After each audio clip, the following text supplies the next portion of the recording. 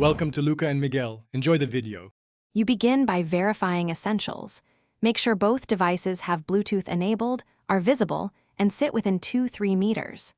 Restart Bluetooth on each device to clear transient radio issues. This resets the stack without rebooting the whole device.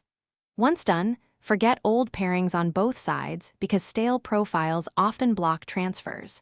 You do these steps first because fixing pairing and visibility resolves most file send failures quickly and prevents wasted troubleshooting time later. Now you tackle the deeper causes. Confirm the receiving device has enough free storage and that the file size is within Bluetooth limits. Large files can fail silently.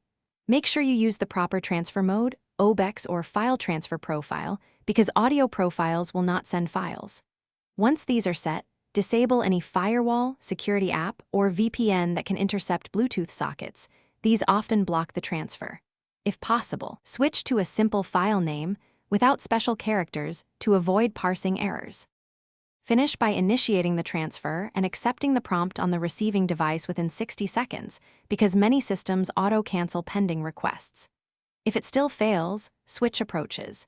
Use a temporary cloud link, USB cable, or a dedicated Bluetooth file transfer app that logs errors. These alternatives reveal whether the issue is the stack or the UI.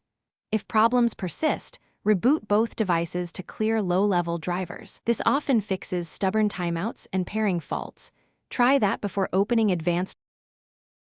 Thanks for watching and please subscribe. It's the best investment you'll ever make.